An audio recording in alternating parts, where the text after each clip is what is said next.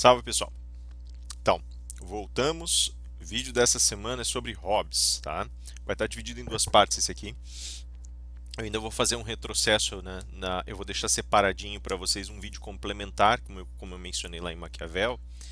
Só que eu quero encorpá-lo um pouco mais, né? É só um trechinho sobre a República, eu vou fazer um trabalho um pouquinho mais elaborado e vou lançar como um podcast depois para vocês. Não vou cobrar, evidentemente, em prova, tá?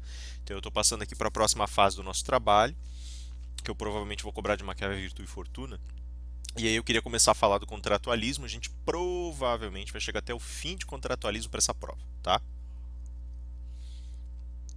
Então, o objetivo dessa sessão aqui é tentar desfazer alguns mitos que são criados com relação ao pensamento hobbesiano por uma série de razões, tá? Ele é um pensamento que é muito discutido hoje em dia, passou a ser muito discutido da década de 90 em diante, né? Notadamente a partir da escola do novo pensamento de esquerda e de alguns pensadores das correntes críticas italiana, francesa, mas principalmente italiana, na verdade, né? O Giorgio Agamben sendo aí talvez o maior representante, o pessoal que trabalha com o âmbito da biopolítica, da necropolítica, vai revisitar muito as premissas hobbesianas de leitura do Estado. E é interessante porque tem muita leitura muito forte, muito sólida, mas ao mesmo tempo tem algumas concepções que são um pouquinho equivocadas no que diz respeito aos fundamentos do pensamento hobbesiano, né?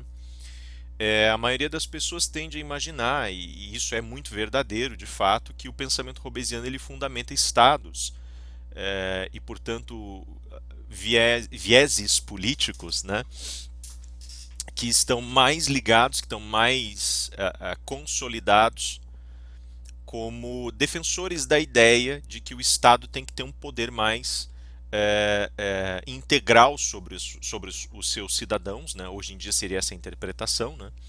E quando Hobbes colocou na realidade essas ideias, de fato ele estava mais próximo daquilo que foi chamado no período de correntes patriarcalistas, que eram as correntes que defendiam o poder do Estado, né? Ainda que ele não defendesse, não estivesse lá muito preocupado num primeiro momento com essa defesa lírica, com essa defesa tão simbólica, né, e estivesse mais preocupado com o governo dos homens, estivesse mais preocupado com o sentido específico das relações entre governante e cidadão e não tanto com essa aura de colocar o monarca como pai da nação, etc. Ainda que isso estivesse de certa maneira pudesse ser insinuado a partir de sua obra, né? Então, assim, hoje o Hobbes ele é lido como sendo, digamos assim, um teórico da filosofia política, um teórico da teoria do Estado, da ciência política, que vai permitir um olhar um pouco mais crítico sobre as relações que nós encontramos hoje, mesmo nas democracias, mesmo em regimes supostamente mais participativos, já que esses regimes trazem à tona aí um contexto específico, um jogo de leituras que, a rigor, é, permitem presumir nos seus caracteres excepcionais, nos seus momentos excepcionais, esse direcionamento mais impactante, mais brutal das relações de poder. Tá? A gente vai analisar isso mais aprofundadamente na segunda parte. Nessa primeira parte eu quero me concentrar um pouquinho mais nas premissas que Hobbes vai seguir para tentar entender como a dinâmica do Estado funciona e em como essas premissas foram elaboradas e por que foram elaboradas da forma que foram, né? É importante observar, portanto, que o Hobbes vai partir da ideia de que é necessário para uma ideia que já foi vista lá atrás, né, já desde Aristóteles, né, ela vai ser repetida aqui em Hobbes, e o Hobbes vai dizer para nós o seguinte: olha, para que nós possamos compreender efetivamente como governar pessoas, é preciso compreender como elas operam, como elas funcionam, quem são elas, né, é preciso entender o que elas procuram, né? E aí nós vamos conseguir governar essas pessoas. É basicamente o que Aristóteles fala na Ética Nicômaco, né? Para governar os homens é preciso compreender como operam suas almas. Aqui o Hobbes não vai usar o termo alma por uma série de razões que eu já vou explicar, tá? Então seria mais ou menos essa ideia. Vamos lá. Veja, falar um pouquinho, muito brevemente ainda, do período de vida de Hobbes, né? Hobbes ele nasceu no final do século XVI, então ele nasce lá em, salvo engano, 1588. Morrer no final do século XVII, né? Ele vive bastante, tem uma vida bem longa, e a produção da obra dele está basicamente envolvida ali depois de 1640, 1642, por razões que eu já vou aduzir, né? Veja, o século XVII, o Hobbes era britânico, né? Ele nasceu na Grã-Bretanha, teve uma educação bastante invejável, né? Teve acesso a boas escolas, estudou em Oxford, inclusive, né, quando foi fazer seus estudos universitários. Diz que era um pupilo brilhante, estudava assim maravilhosamente, tinha uma capacidade de leitura extraordinária, uma capacidade de compreensão extraordinária, entendia muito bem o grego, entendia muito bem o latim, tinha uma afinidade muito grande com as letras, né? Mas ele não gostava do estilo de estudo que era realizado na época de vida dele, que estava disseminado nas universidades, e agora talvez fique mais claro por que eu insisti tanto em manter certos estudos, né, para nós aqui, no início do segundo semestre. Que é que estava disseminado nas universidades no período? A escolástica. E ele era um defensor de uma nova noção, de uma noção um pouco mais progressista. Ele entendia que grande parte das discussões acadêmicas, evidentemente entranhadas, envolvidas e, digamos assim, inundadas, inebriadas na escolástica, elas acabavam levando a debates inúteis. Então ele dizia basicamente, a gente vai ver ali, ele vai falar que muitos dos termos, muitas das concepções escolásticas são absolutamente inaceitáveis, porque são abstratas, não querem dizer nada, mas confundem. Ele inclusive toma exemplos na obra dele, notadamente no Leviatã, para mostrar que muitas coisas que são estudadas pelos pensadores da escolástica, a rigor, levam a conclusões vazias porque não querem dizer nada. E ele vai estudar um pouco por que esses equívocos acontecem, né? Então o Hobbes ele tem essa leitura, ele resistiu muito ao estudo da escolástica, chegou inclusive a largar Oxford, foi para Cambridge depois disso, terminou seus estudos em Cambridge, né? Depois que virou bacharel passou a ser preceptor, professor, né? Particular, envolveu-se com a família Cavendish, passou então a educar os filhos dos Cavendish e teve uma ligação que duraria a vida inteira com essa família, né? E começou então a elaborar uma série de estudos, panfletos, anotações, textos, né, livros, né, basicamente, que procuravam defender certas posturas, notadamente no que diz respeito à leitura da moralidade, da virtude e da política, né? E o engajamento dele era um engajamento muito ligado a uma postura pró-monárquica. E isso começou a criar certos problemas para ele. Por quê? Porque ele, ao longo da vida dele, essa defesa ela acabou sofrendo grandes abalos dentro da Grã-Bretanha, notadamente pela postura que os monarcas adotaram na metade do século XVII. Tá? Na metade do século XVII, a gente vai ter ali uma linhagem monárquica que vai juntar as coroas escocesa e inglesa numa só, por conta da descendência, né, por conta da herança desses tronos. Né? Basicamente isso começa com um monarca chamado Tiago, ou Jaime VI, né, na tradução, James VI. E esse cara ele vai basicamente unir essas duas coroas, e nessa união existe uma dificuldade muito grande, porque primeiro a gente já tem evidentemente os traços culturais que são absolutamente distintos, os idiomas distintos, né? Então tem toda uma questão que envolve já a separação desses reinados e uma dificuldade de conciliação entre os dois por conta das guerras estendidas entre eles, por conta do enfrentamento, dos combates, dos jogos de poder. Mas mais do que isso, as estruturas políticas eram muito distintas, e Jaime VI, que começou como monarca da Escócia, acaba recebendo por herança o trono da Inglaterra.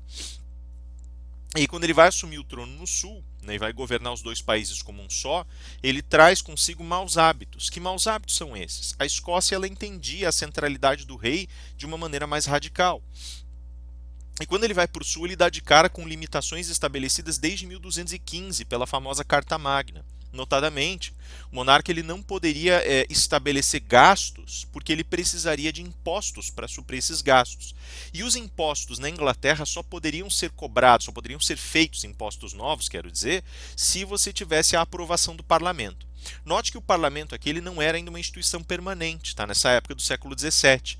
O parlamento ele era chamado pelo monarca quando o monarca precisava aprovar impostos novos, né? Quando ele precisava negociar recursos para aquilo que ele ia fazer, e geralmente isso implicava guerra. Então, quando ele estava entrando em guerra ou queria manter seus luxos, ele precisava de grana, chamava o parlamento para pedir essa aprovação, e nessa hora o parlamento dizia: olha, nós só liberamos fundos para vocês, justamente porque os membros da alta câmara, né, da Câmara dos Lordes no parlamento, eram os membros que tinham a grana e que podiam fazer os empréstimos para a coroa, né? Ou poderiam, nesse caso, aprovar, inclusive, a carta de impostos, né? e, portanto, permitir que oficialmente o monarca cobrasse seus próprios recursos e os tivesse em mãos, eles, evidentemente, aproveitariam para negociar coisas de seu interesse, então aproveitariam para trocar favores políticos por essas aprovações de tributos ou, eventualmente, por empréstimos privados, coisa que não era muito bem vista pelo próprio parlamento, já que aí existe um furo na dinâmica das relações de poder. Isso vai ter, inclusive, uma ligação muito forte mais para frente, quando o herdeiro do trono, Carlos, né, Carlos I, que a gente já vai discutir, acaba se envolvendo aí nessa trama de necessidade de recursos. O Jaime VI ele era um sujeito que basicamente usava esses recursos para viver uma vida rica, né, para viver uma vida de excessos. Né? E essa vida de excessos que ele levava acabou fazendo com que ele tivesse que fazer certas concessões ao parlamento. O parlamento foi se acostumando com isso. Quando Carlos I herda o trono, ele tem alguns probleminhas. Primeiro, ele tem evidentemente esses dois territórios separados que ele está governando, só que as suas culturas distintas fazem com que ele tente necessariamente uma aproximação em relação aos escoceses. Veja como é que a construção cultural se dava nessa época. A identidade nacional e a construção cultural elas estavam muito ligadas às forças religiosas. Aqui a gente já está evidentemente no momento pós-protestantismo, pós-reforma protestante. Tá? E esse movimento na Grã-Bretanha levou à formação de vários conventículos protestantes locais. Alguns inclinados para a obediência aos anciãos das comunidades, que eram os presbíteros, né?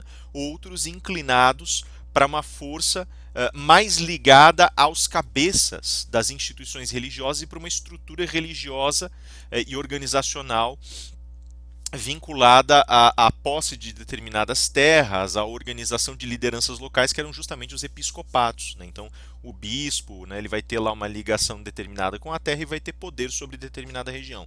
Esses sistemas eram radicalmente diferentes e, evidentemente, criavam desenhos comunitários que tinham balanços, equações de poder muito distintas, já que os bispos eram submetidos à coroa e os presbíteros não necessariamente. Então, agora o desenho, pelo menos não da mesma forma, né? Então, agora o desenho é muito diferente.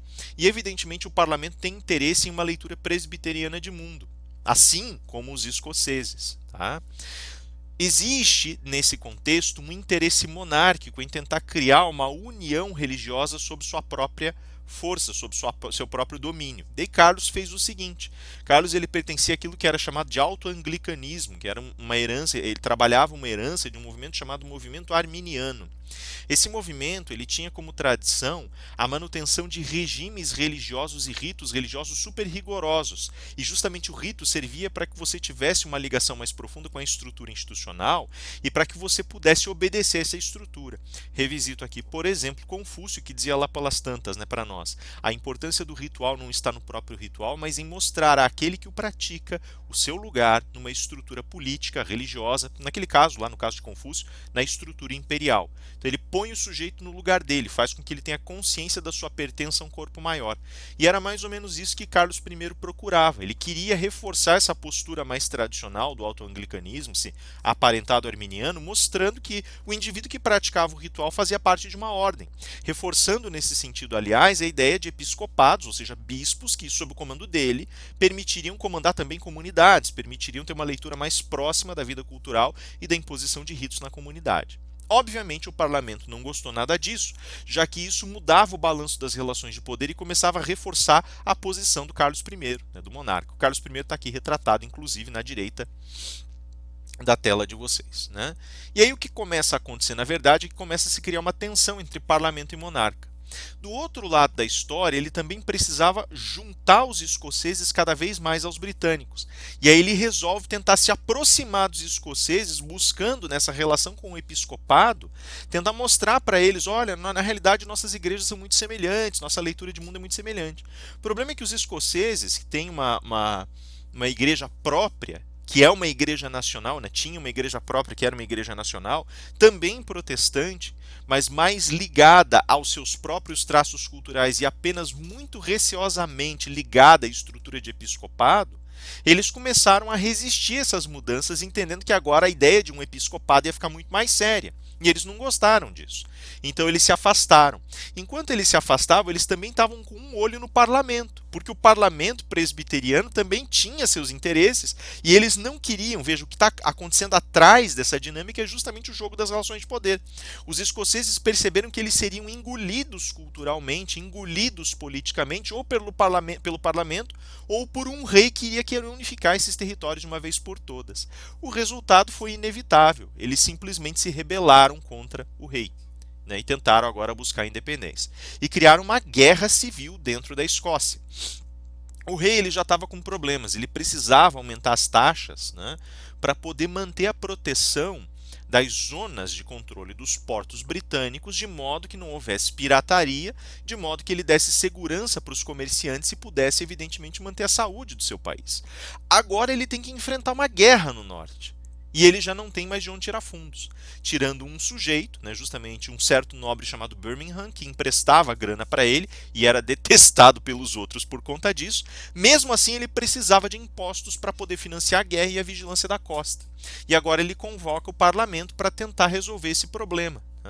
Só que o parlamento acaba fazendo exigências demais, fica revoltado com as práticas que ele está fazendo. Carlos já tinha a essas alturas tentado levantar impostos por sua conta e teria cobrado esses impostos sem consultar o parlamento. O parlamento, verbalizando sua revolta, acaba irritando o rei e ele acaba fechando o parlamento. Por isso fica conhecido como parlamento curto, porque foi breve, assim, em questão de semanas fechou. Isso levaria depois à formação de um parlamento de caráter um pouco mais permanente, chamado Parlamento Longo, que teria durado 20 anos. E aí já começa um novo círculo de exigências que eu já vou comentar. O fato é que a guerra civil na Escócia ela foi prolongada e ele tinha grandes problemas agora, o rei Carlos I. Por que isso? Porque ele mandou exércitos ingleses, o exército inglês, mandou tropas, inglesas para tentarem sufragar a rebelião e usou as tropas escocesas. O problema é que ele saiu perdendo em várias ocasiões. E por conta disso os custos da guerra começaram a aumentar e agora ele tem dois exércitos para manter, duas populações absolutamente insatisfeitas, todo mundo impede guerra com ele. Muita gente, inclusive do parlamento, muitos nobres lutaram do lado dele nessa revolução, nessa rebelião, né, no sentido de impedir essa rebelião, e acabaram ficando profundamente insatisfeitos quando perceberam que as políticas dele não mudavam, que ele não abria concessões, que ele não recuava para poder concentrar seus esforços naquilo que realmente era devido. Como resultado disso, o parlamento começa a se rebelar e começa a fazer exigências como o parlamento não poderá mais ser dissolvido pelo rei, o parlamento terá que ser convocado pelo menos uma vez por ano, e essas exigências começam a cristalizar e consolidar o poder parlamentar. E o rei, tentando resistir, acaba criando uma segunda guerra civil, dessa vez dentro da própria Inglaterra. Então, em 1642, nós vamos ter a deflagração desse segundo momento, dessa guerra civil, que eventualmente levará à ascensão de Oliver Cromwell como protetor do Império Britânico, né, da coroa britânica. E ele, evidentemente, vai consolidar aí o poder do parlamento, vai fixar o parlamento no poder. Vejam, então, por que eu contei toda essa história? Isso é só para vocês terem o contexto específico do Hobbes e do cara que nós vamos ver na próxima semana, que é o Locke. Tá? O que acontece com eles? O Hobbes estava fazendo a defesa do poder absoluto do monarca.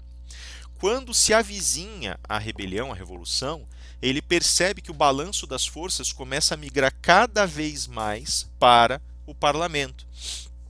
A gota d'água foi um evento que ficou conhecido como aquilo que eles chamaram de Pride Spurge. Acho que traduzido seria mais ou menos como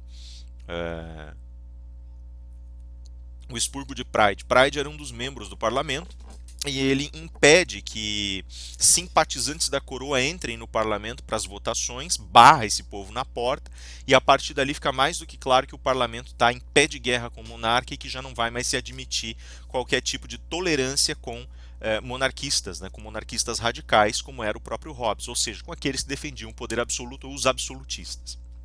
E ele agora apavorado, pega as coisinhas dele e foge para Paris. Né? Então ele fica no exílio por um bom tempo. E isso inclusive vai voltar depois para feri-lo, né? Porque muito tempo depois, notadamente quando ele vai publicar o Leviatã, quando ele já está com o Leviatã publicado, né, o próprio parlamento vai fazer com que essa obra caia sob determinado juízo e vai utilizar mecanismos e subterfúgios mesmo depois da dissolução de uma série de instituições que inclusive vigiavam contra a heresia, tribunais que faziam juízos de heresia e assim por diante, vai fazer com que essa obra seja julgada pelo seu teor crítico no sentido específico da leitura escolástica e do cristianismo, e vai julgar que essa obra ela entra dentro das características dos atributos de heresia, imoralidade, instabilidade, sedição, né, e atividades impudicas, né, para o âmbito social, porque está atacando valores religiosos. O Hobbes ainda tenta defender a obra, né? Isso, salvo engano, foi em 66.666, 1667, não vou lembrar agora, mas ele ainda tenta defender a obra de uma maneira vigorosa e radical, alegando que o Leviatã, que é o único jeito do Leviatã ser considerado uma obra herética, seria se ele fosse contra o credo niceno, que eu comentei com vocês lá nas lições de patrística e escolástica. Então, justamente, de novo, foi por isso que eu insisti nesse modelo. Ele está influenciando todo esse universo aqui. Só que ele acaba perdendo essa apelação aí, né, perdendo essa briga justamente pelas influências políticas que estão em jogo. Veja, o Hobbes ele vai morrer, ele morre depois de problemas complicados, se não me engano ele morre por complicações na bexiga e depois por um acidente vascular que ele tem, e reza a lenda que as últimas palavras dele teriam sido um grande salto na escuridão, né? Demonstrando um pouco da relação conturbada que ele tinha com essa ideia de pós-vida, né, com essa coisa toda. Isso faz, inclusive, com que muitos leiam o Hobbes como um ateu, né? Então a gente tem uma sucessão de elementos que fazem o Hobbes ser lido como ateu. Eu lançaria isso num espaço de dúvida num primeiro momento. Agora, que ele realmente vai contra a interpretação escolástica e, de fato, ele é um partidário de um desenvolvimento científico, de um progressismo humanista, isso é um fato, né? Aqui, de novo, humanismo em sentido amplo, tá? Tem dois sentidos diferentes para o humanismo. Um mais específico, que é justamente aquele que coloca lá Dante, Petrarca, né? Até o próprio Maquiavel, Nicolau de Cusa como humanistas, que é a preocupação com a definição de humano e a definição do mundo pelo humano, e o humanismo em sentido amplo, que também colhe todos os resultados dessa primeira deflagração filosófica, né? E ele estaria nesse sentido amplo também como um desses filhotes, como um desses leitores dos velhos pensadores e como alguém que passou pelo filtro de suas influências, né? Mas então tem essas razões centrais aí, né? A primeira razão seria justamente esse processo de embate que ele tem com a escolástica. A segunda grande motivação, o processo que movem para tentar proibir a impressão e a circulação do Leviatã na Grã-Bretanha, né? E o terceiro momento, essa última sentença fariam com que as pessoas interpretassem ele como um ateu, né?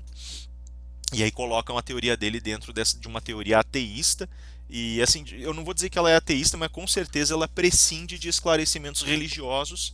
E agora percebam como de repente a gente avançou na produção da filosofia, na produção do conhecimento político, na produção do conhecimento ético e moral, né? Como de repente a gente teve um salto, e esse salto deixou para trás, né, esse avanço, esses passos, né, no sentido de ir para frente, né, avanço no sentido de caminhar, né, de deixar ideias para trás. Vejam como ele já começa a deixar aqui as ideias desse cristianismo para trás. Aqui a gente vai passar pelos próximos 2 séculos, 3 séculos, a gente tem avanços e retrocessos nesse sentido, né? A gente tem esse caminhar para frente, mas também tem um retorno às velhas fontes em muitos autores. A gente vai ver como isso acontece, tá? Veja, o Hobbes ele tem algumas questões que eu acho que são centrais para o pensamento dele. Eu caracterizaria o pensamento dele em 3 momentos, né, que são mais fortes, em 3 tons caracterizadores muito fortes. Primeiro, é um pensamento eminentemente científico. Tá? Então ele tem consciência de uma definição clara de ciência e ele se vincula a ela de uma maneira muito radical, né? E isso faz com que ele tente se afastar daquilo que ele entende ser o inefável, essas coisas todas inatingíveis, intangíveis do pensamento escolástico. Segundo, ele tem traços empíricos muito fortes no seu pensamento, né? Então ele vai beber das fontes do empirismo de uma maneira bastante ávida. Inclusive, fala-se, ele trabalhou com o Francis Bacon, né, que é justamente a raiz do empirismo britânico, né, que eu vou comentar quando eu comentar lá na frente, racionalismo cartesiano, né? E ele trabalhou para o Bacon como a gente chamou um dia de escriba, né? Basicamente ele fazia as anotações, ele era o copista do Bacon, né? É,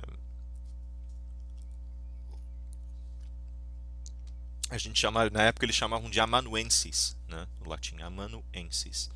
Então, assim, ele fazia basicamente o papel do cara que anotava as ideias do Francis Bacon. Foi breve a relação entre os dois, mas estava lá, né? Então a gente sabe que ele viu um empirista trabalhando e talvez daí inclusive tenha resultado um pouco das suas noções, das suas percepções de ciência, né? Então ele era um cientista, trabalhou com bases empíricas no seu processo de pensamento e era um defensor do absolutismo. Guardem essas três qualidades, que isso vai ajudar bastante a entender o que vai acontecer agora na sequência, tá? Então, assim, novamente, né, a gente tem a revolução que começa lá em 1642 e por conta da deflagração dessa revolução, Hobbes, um defensor do absolutismo, acaba sendo escorraçado, ele acaba ficando no exílio por conta desse movimento todo e perde muito espaço.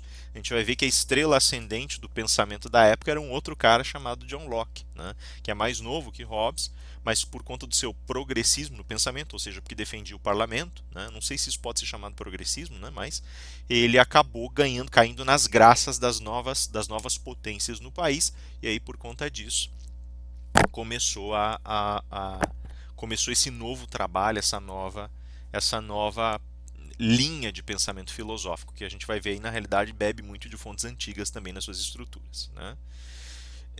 Veja, o que acontece? Quais são os fundamentos que nós temos para a filosofia dele? Então, lembrando, né, tem três lentes para olhar. Primeira lente, ciência, segunda lente, empirismo, terceira lente, absolutismo. Pronto. Quais são os fundamentos da filosofia hobbesiana? Primeiro, como eu falei, ele estava sempre contra os escolásticos. Cara, no primeiro livro do Leviatã, né, que é o livro, geralmente é o livro mais ignorado, a gente geralmente parte para o segundo quando a gente estuda. O primeiro livro do Leviatã ele vai ser categórico ao colocar Hobbes como um indivíduo que resiste profundamente ao pensamento escolástico. Ele não gosta da ideia de produção do pensamento escolástico e por isso ele refuta as suas bases. Mas por que ele tem tanta resistência? Ele entende que os escolásticos, por se valerem de especificações muito abstratas, no que diz respeito às leituras das escrituras, aos ditames específicos da filosofia, acabam criando confusão conceitual. Tá? Eles criam uma confusão conceitual tão generalizada, tão chocante, e isso era uma visão bastante comum na época, diga-se de passagem. Descartes vai partir de bases muito próximas, né? E inclusive o próprio Hobbes teria trabalhado alguns trechos do discurso do método com algumas anotações em resposta, né? Para vocês terem uma ideia do ambiente que está se criando. Então ele entende que não existe ali a possibilidade de você criar ciência séria. Ele fala, ó, não dá, tem que refutar isso aqui porque é muito fugaz, não tem como você criar uma definição própria. Uma das primeiras coisas que ele diz, aliás, é a seguinte, olha, eu acho estranho que eles não comecem fazendo a produção científica por uma definição clara dos elementos que eles estão estudando.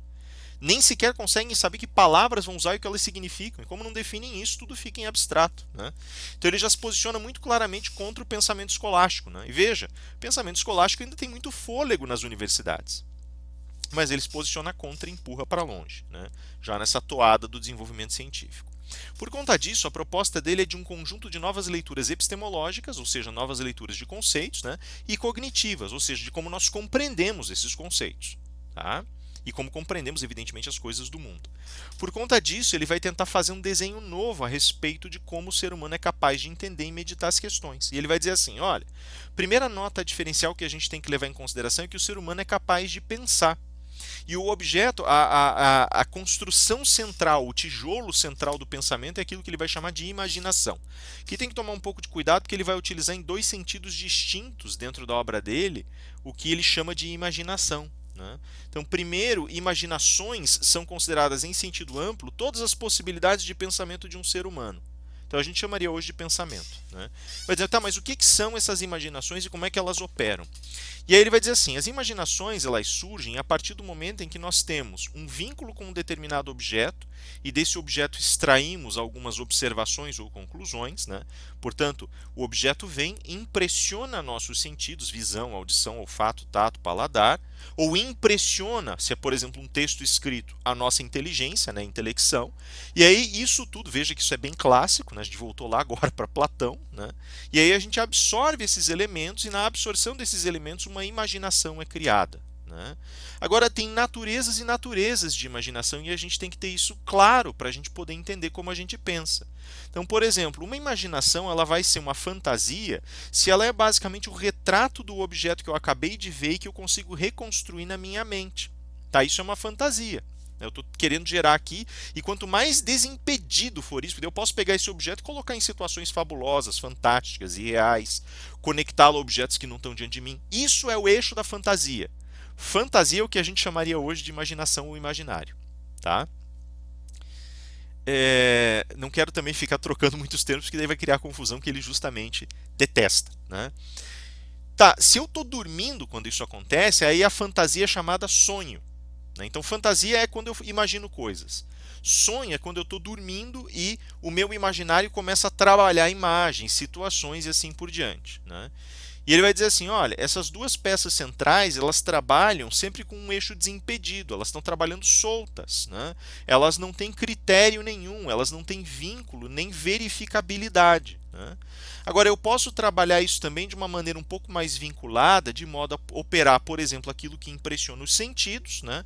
E aí a mexer com o traço das coisas que impressionam os sentidos, então no caso as artes, ou então eu posso trabalhar dentro do confinamento, dos traços, dos lineamentos da razão, e aí eu vou ter a geração das chamadas ciências, né? Então a gente tem esses quatro blocos: as fantasias, os sonhos, as artes e as ciências. Tá? Ele vai além, ele vai dizer assim: a imaginação ela não aparece sozinha, ela é um bloquinho, ela é um tijolinho, né? Então, por exemplo, eu posso agora aqui fechar os olhos e pensar num Pégaso, um cavalo com asas, né? Isso é uma fantasia, eu nunca vi um Pégaso, mas eu posso agregar asas de uma ave nas costas de um cavalo e pensar um Pégaso, ou um unicórnio, né? Um cavalo com um chifre só, né? Eu posso pensar essas coisas? Posso, claro que eu posso. Agora, quando eu faço isso, eu não estou pensando numa série de pensamentos. Eu posso, no entanto, começar a criar cadeias de pensamento. Essas cadeias vão ser fantasias mais complexas se eu pegar, por exemplo, esse Pégaso e começar a criar uma história com ele. Dizer que ele nasceu do sangue de um monstro que foi morto, ou coisa que o vale, como diz o mito, né? Eu estou criando uma fantasia complexa. Agora, e quando eu não estou dizendo, quando isso não diz respeito à fantasia, um sonho complexo, né, que vai juntando imagens sobre imagens sobre imagens. E quando eu não estou trabalhando com coisas que estão desimpedidas ou soltas da racionalidade ou da experiência comum.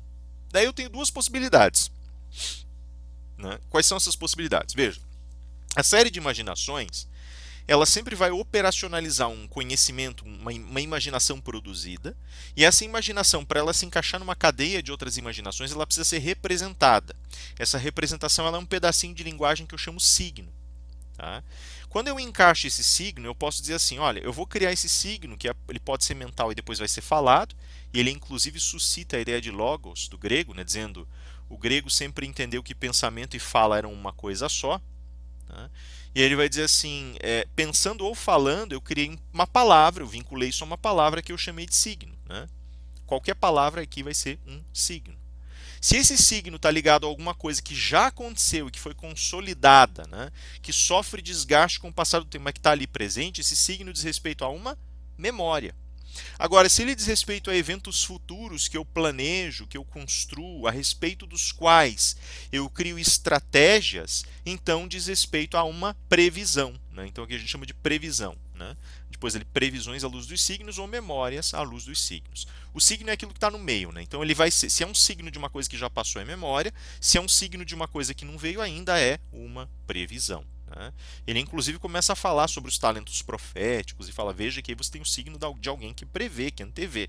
Só que a gente não precisa ficar preso à ideia de alguém que está antevendo o futuro. A gente pode simplesmente pensar em um planejamento e por mais incerto que seja, nós construímos ao redor disso um desenho de situações almejadas, esperadas, né? De circunstâncias razoavelmente previstas diante das nossas experiências anteriores e assim por diante. E mais do que isso, ele vai dizer, assim como a memória sofre desgastes, né, com o passar do tempo eu vou sobrepondo signos sobre signos sobre signos sobre signos, né, e a memória vai se perdendo. Pensa, por exemplo, aqui a gente está dialogando sobre esse assunto. Eu ponho um signo, isso aqui diz respeito à memória em Hobbes. Eu vou esquecendo, se eu não treinar, se eu não reavivar isso, eu vou perdendo a memória de pedacinhos do diálogo. Né? Eu vou perdendo a memória de pedacinhos do que eu li. Então o que acontece? A memória sofre desgaste, sem dúvida alguma. Ela precisa ser reavivada, o signo é exercitado e ela é reavivada. Da mesma maneira, as previsões futuras elas vão se tornando mais visíveis à medida que eu vou me aproximando delas. Então eu me afasto da memória, ela vai se tornando mais vaga, e me aproximo do porvir e ele vai se tornando mais visível. Né? Então a gente tem essa construção com relação ao tempo e à passagem do tempo. Tá?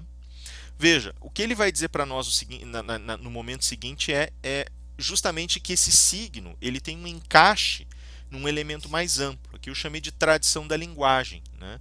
É interessante porque no capítulo em que ele vai tratar disso, ele vai dizer assim, a linguagem ela é, assim, a gente fala muito sobre a origem da linguagem, sobre o que ela representa para nós, né? Alguns falam lá, por exemplo, se a gente for levar em consideração as escrituras, ele faz uma análise muito racional, é bem interessante isso. Ele faz uma análise extremamente racional. Ele fala, se nós formos analisar o que as escrituras falam, Deus nos deu a linguagem e ele colocou para nós essa questão dos significados, né? E Adão vai complementando, ele vai desenhando ali, mas ele nunca consegue fugir da esfera do que Deus deu, né? Mas ele está ali trabalhando a experiência dele através da linguagem, e isso é muito importante, né? Porque ele vai falar justamente da linguagem em relação à experiência humana, né? E ele ainda vai falar, por exemplo, sobre como ela teria sido levada para os gregos, né? Teria sido justamente pela mão dos fenícios, né? Pelo menos como diz a lenda, por Cadmo dos fenícios, né? E daí esse Cadmo teria levado para eles a linguagem, eles teriam começado a trabalhar com ela, né? E ele fala que a linguagem é muito importante, então por isso ele estressa muito a questão de o escolástico fazer um mau uso dos instrumentos linguísticos, enquanto a gente na realidade deveria refiná-los. Ele vai dizer que o repositório do nosso conhecimento está na linguagem, no melhor uso da linguagem. Cara, isso é fantástico, porque até então a gente tinha, desde o final da Antiguidade Clássica, um desgaste muito forte do papel da linguagem na produção filosófica. O filósofo, como vai dizer o Derrida lá na frente, né, ele tenta construir uma gramática própria. Isso fica sempre muito claro. Toda vez que você pega um filósofo e está trabalhando com ele, a deposição científica da filosofia significa você construir um glossário teu, uma estrutura sintática tua, um universo de linguagem que acomode aquelas reflexões possíveis, as funções, as equações lógicas, por assim dizer, que estão ali operando naquele espaço. E o Hobbes ele faz duas colocações centrais aqui que na realidade são heranças puras do retórico. Ele inclusive cita Cícero textualmente, né? Nos seus momentos mais alijados da filosofia. Cícero se aproximou da filosofia em muitas ocasiões, mas na sua juventude e maturidade ele não gostava da filosofia. Ele cita Cícero para dizer o seguinte: olha, o filósofo ele faz mal porque ele perde a habilidade, a capacidade de lidar bem com as palavras. Ele se afasta tanto que ele rompe com elas, né? É a mesma opinião que Quintiliano, retórico, né? Que quem estava falando era Cícero, retórico, e Quintiliano, um outro retórico, um dos pais da retórica, vai dizer a mesma coisa. Ele vai falar: o filósofo nos usurpou, ele levou embora. Basicamente, eu comentei isso num debate esses dias, levou embora a nossa habilidade de discutir ética, de discutir moral, mas era a nossa discussão, não era deles. E nós, retóricos, nos calamos. Nós aceitamos isso e já não discutimos nem mais para a nossa própria atividade, nem o que significa ser ético ou moral como retórico. E a gente acha que a retórica, que a oratória, elas vão nos levar ao convencimento irresponsável das pessoas. E não é assim que funciona, né? Agora é interessante por que Quintiliano faz essa colocação de que a ética e a moral são do terreno de discussão dele e por que Hobbes vai insistir agora na recuperação da linguagem, né? O Hobbes ele consegue de alguma maneira resumir muito claramente isso, né? Num primeiro momento existe de fato a recuperação de uma trajetória da boa retórica, da retórica mais consistente, da oratória mais consistente, né? No sentido específico da reflexão sobre questões éticas e morais, filosóficas mesmo. A retórica e a oratória elas não são aprendidas de maneira solta e não são só arte do convencimento, elas dependem de um domínio muito claro da estrutura sintática, mesmo na fala, né? Vejam, por exemplo, quando a gente está falando, como a gente se atrapalha se a gente não tem uma noção clara de pontuação, se a gente não tem uma noção clara da extensão dos períodos a serem construídos, se a gente não tem uma noção clara de concordância, pensem como ficou horrível o discurso, né? Pensem, aliás, se a gente não tem concepção clara de sintaxe, como a desestruturação sintática do discurso leva a gente a desorganizar as ideias. Isso é um dos grandes pontos que Hobbes levanta. Então ele sai desse primeiro lugar, recuperar o papel, a dignidade da retórica e da oratória, no caso ele diz da linguagem, em seu sentido geral, para chegar ao segundo ponto. Dependemos de uma precisão linguística maior. E essa precisão linguística aparece em primeiro momento naquilo que ele chama de, nós vamos chamar aqui, né, de fundamentos lexicais do conhecimento. Então ele fala, se quer discutir ciência, primeira coisa, você tem que ter com muita clareza definido qual conceito você vai utilizar. Mais do que isso, você tem que ter o conceito como claro. Cada palavra, em outro sentido, né, precisa ter a sua definição muito clara. Porque senão você vai falar e quem está te ouvindo não vai te entender. Então veja, aqui entra justamente um universo muito interessante. Porque de um lado você tem a preocupação nessa recuperação sintática e estrutural da discussão. No outro, a ideia de se fazer compreender é essencial. E ele bate pesadamente no escolástico. Né? Veja, para entender a filosofia escolástica, aquele resumo que eu passei, vejam como ele já saiu duro, né? Como ele já saiu árido. A filosofia escolástica ela é aquilo ali e muito pior, né? Porque aquilo ali já foi um resumo, já foi uma tentativa de tradução. Ela é muito pior. O olho da filosofia escolástica, o núcleo dela, se encontra em termos tão abstratos, de tal modo tão ligados ao transcendentalismo, que é mesmo impossível, declaradamente impossível, entender o que alguns deles significam.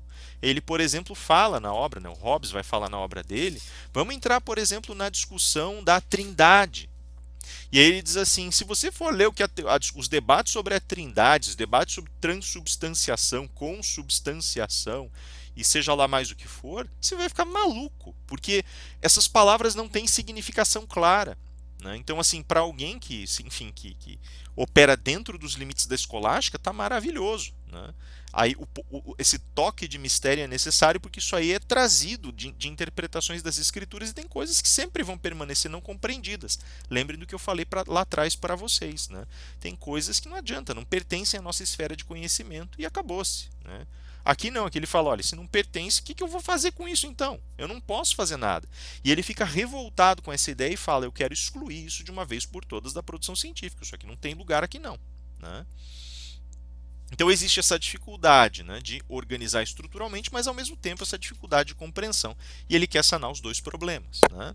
Isso também significa que ele vai começar a fazer uma separação mais clara da linguagem. Ele vai tentar, por exemplo, estabelecer dentro de determinado contexto aquilo que ele vai chamar por uma conexão simples entre nome e objeto. E ele fala, a confusão já começa aí. Né? Porque às vezes a gente troca, por exemplo, uma atribuição, os nomes eles estão posicionados claramente na linguagem, mas daí você começa a relacioná-los uns aos outros e a bagunça que você gera, a desorganização que você gera, às vezes faz com que exista uma confusão mental generalizada. Né? Então, se eu pego, por exemplo, uma situação como humano, né? Ser humano e humanidade, né? O humano e a humanidade, a troca, a possibilidade desses termos serem intercambiáveis, então, por exemplo, se eu falo ser humano tem atributos destrutivos no que diz respeito ao meio ambiente, então ele destrói o meio ambiente. E eu falar a humanidade destrói o meio ambiente. Eu posso falar e vocês podem me entender. A gente pode se entender falando desses dois jeitos. Só que isso cria um problema, porque a gente está basicamente assemelhando ser humano e humanidade. E não é bem assim, né? Ser humano é o agente, é o sujeito dessa proposição. Né? Humanidade é um atributo do ser humano, e não é culpa desse atributo humanidade que nós sejamos destrutivos. Isso é uma atitude, é uma escolha. Percebem? Então ele fala assim: o primeiro erro no âmbito filosófico é esse, é você querer confundir as coisas. Aí você começa a naturalizar coisas que não são naturais, você começa a criar atribuições que não existem, você começa a separar elementos que não deveriam estar separados, né? Você começa a tirar a responsabilidade de determinados atores e assim vai. Né? Tem assim, são discursos de suavização às vezes, e o Hobbes é muito contra isso. Né? Então ele tem assim ele faz um cavalo de batalha em cima disso e devo dizer com razão. Né? Pior briga que ele tem, a pior briga que ele tem de fato é com a coleção de elementos, porque assim, a educação da época dele, isso mostra exatamente o ponto central dessa transformação no âmbito das ciências e da educação. A educação da época dele, a educação que ele teve quando era jovem, por estar embebida no pensamento escolástico, ela ainda operava, ela ainda tinha consigo muitos operadores muito brutais da vida escolástica, né, da leitura escolástica. Então, ali eu citei exemplos, né, transubstanciação, consubstanciação, mas tem outros que a gente pode citar, né? Eterno agora, né? Então, né, eterno hífen agora. Você tem são elementos que são muito complicados de você trabalhar, de você operacionalizar, porque coextensividade, né, esse é um termo que eu sempre cito, coextensividade de Cristo, né? Na mentalidade religiosa e no âmbito da fé, você consegue dar um lugar para isso e deixar, olha, eu não entendo, mas ok, né? E o Hobbes vai dizer assim, olha, isso para a ciência é mortal, porque você não, ou você não entende o que o termo significa, ou quando você entende, você não é capaz de imaginar. Então, por exemplo, você vai imaginar a natureza infinita de Deus, cara, você não consegue imaginar o infinito. Então esqueça, isso não entra na tua cabeça, não adianta você querer operacionalizar isso, né?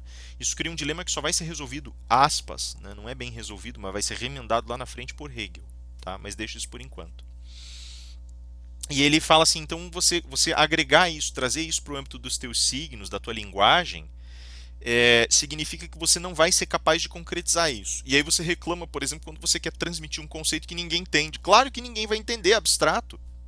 Você não tem como vincular. As coisas elas têm que estar vinculadas claramente a duas grandes forças, né? E essas duas grandes forças representam o desenho da produção intelectual, né? Nós, ele vai dizer, chamamos esses dois desenhos de uma coisa só, e isso já é um problema também, porque confundimos aptidões muito distintas da nossa mente, porque as chamamos por um nome só, que é sabedoria. Né? Mas existem modalidades e modalidades dessa sabedoria, aspas. Né? Uma que é ligada à nossa capacidade de leitura de experiências cotidianas e ao nosso bom julgamento dessas experiências, em virtude da memória que temos, em virtude das observações que fazemos das coisas que vivemos, essa vai ser chamada prudência. E daí tem uma segunda que ele convenciona chamar na esteira dos latinos de sapiência. A sapiência, na verdade, ela é o resultado de um domínio científico. Né? Então, o cara que estuda a ciência, ele tem aquilo que é chamado de sapiência. Aquele que opera na materialidade, vive as relações materiais, tem um troço chamado prudência. Eu falei ainda que de passagem na aula de Maquiavel, que quando a gente fala, por exemplo, em Petrarca, né, eu citei Petrarca e falei muito de passagem, que Petrarca passava a entender a sabedoria como produto da vida prática e das experiências de vida de um indivíduo. Né? Petrarca era um cara que viajava muito, buscava muito na experiência uma resposta sobre as coisas divinas, sobre a beleza do mundo, sobre os fundamentos da existência, né? E inclusive ele e o irmão dele, o irmão de Petrarca, eram muito ligados a essas, né? E aí assim então ele traz um pouco esse movimento, ele faz esse movimento, ele traslada a ideia de sabedoria desses livros para esse espaço prático. Nicolau de Cusa tem uma leitura semelhante. Ele vai dizer que não é só o cara que é doutor em alguma coisa, que é sábio, muito pelo contrário, tem pessoas que não têm instrução nenhuma, né? Não tinham se enforenhado em universidades, lido altos livros, não sabiam latim e grego, mas sabiam dar soluções maravilhosas para problemas graves da vida cotidiana. Ele dizia, isso é a sabedoria propriamente dita, ela vem de um negócio chamado douta ignorância, ou seja, a pessoa ignora grande parte desses elementos, né? Ignora no sentido de não ver, né? Não sabe que existe grande parte desses elementos dessa cultura livresca, mas está lá e sabe resolver problema melhor do que gente que leu muito. Né? O Hobbes ele pega essas observações tanto da escolástica, que é aquela linha do estudo da razão, da pesquisa, do domínio do latim, aquele negócio todo, e coloca ao lado dessa sabedoria prática, né, se a gente for utilizar o termo aristotélico, e coloca dele a linha e fala, olha, de um lado você tem a prudência, né, que é desse lado aqui justamente com Petrarca, com Nicolau de Cusa, do outro lado você tem lá aquilo que os escolásticos infelizmente deformaram, que se chama sapiência. Mas por que eles deformaram e como é que acontece essa deformação? E o Hobbes é categórico em dizer, o cara, é fantástico isso, né? Ele vai dizer, o cara que só fica lendo o livro, o cara que não para pensar nas coisas que leu e não vai verificar as coisas que leu no mundo, não se serve da experiência também, esse cara ele compra as bobagens, ele usa um termo bem brutal assim mesmo, ele fala, compra os erros, as bobagens que foram escritas antes dele, a ignorância que foi escrita antes dele, engole e perpetua. É grave isso, isso não pode acontecer. Então o que ele sugere? Ele fala assim, ó, também não é que você não vai produzir ciência, mas é preciso entender que a produção científica não é ler. A produção científica é tomar afirmações e verificar essas afirmações. Né? Então, de novo, nós mergulhamos num universo empirista, né? Definido aqui de uma maneira geral como um universo que nos permite, através da experiência e das repetições de acontecimentos, obter conclusões válidas. Né? Percebem a jogada? Então, aqui a gente tem um desenho geral de como ele enxerga a ciência. Prudência e sapiência estão ligadas para ele. Né? Aqui ele está usando justamente o resultado dos termos latinos, né? Prudência, sapiência. Veja, ele vai em cima disso, e isso é o mais interessante, por que que eu estou fazendo todas essas colocações graduais? Porque agora a gente chega no âmago da questão. Ele vai falar para nós, evidentemente, que existem várias relações linguísticas que podem ser construídas. E essas relações vão começar a determinar mais ou menos uma diferença bastante grande entre o significado universal de um termo, isso é muito sofisticado para a época, aliás, né? E aquilo que nós podemos considerar os significados que um indivíduo traz consigo daquele termo. E aí a gente pode sopesar aquilo que a gente chama de linguagem em dia, depois de Wittgenstein, depois de Russell, de Frege, né? Linguagem objetiva e linguagem privada, a gente vai sopesar os dois e vai tentar alinhar o universo de significados. Só que para a gente fazer isso, a gente precisa entender o que a gente está discutindo e precisa tentar alinhar na estrutura relacional e na força dos significados o que cada termo representa. Veja, o Hobbes, quando ele começa a escrever tudo isso, ele está tentando dar uma plataforma científica para um projeto muito claro. Qual é o projeto dele? O projeto dele é tentar, logo na segunda parte de todos esses escritos, pegar essas conclusões, localizar a tarefa da política e as suas ciências correspondentes e tentar explicar como ela vai operar e como ela vai ser bem feita. Tá? E voltamos agora à observação que eu fiz lá no começo. O que ele falou?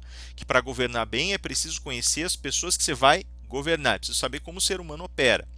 Para saber como o ser humano opera, é necessário entender por que ele se comporta como ele se comporta. Para entender como ele se comporta, é necessário tentar descobrir que valores ele defende, que coisas ele quer, que coisas ele persegue. E para fazer isso, é preciso que você tenha uma base científica que te permita constatações precisas.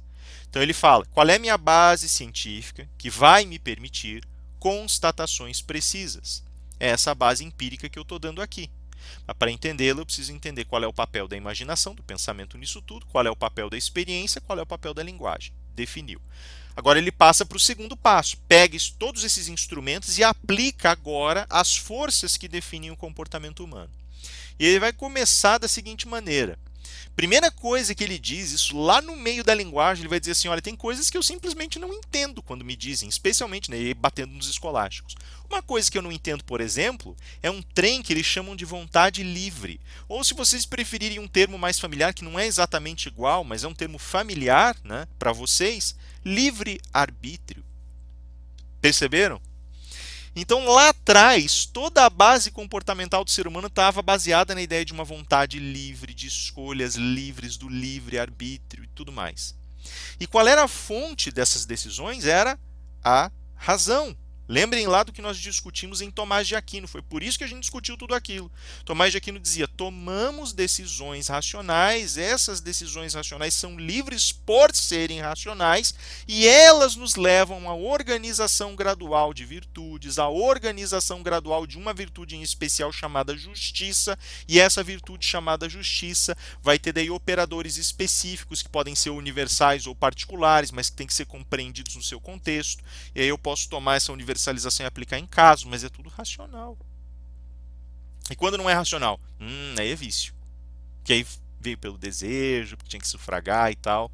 E o Hobbes é fantástico, porque o primeiro ponto de fronteira dele, o primeiro ponto de quebra é justamente esse. Ele vai dizer: quando vêm e me dizem esse negócio, tem dois equívocos aí. Primeiro, vontade livre. Vontade livre?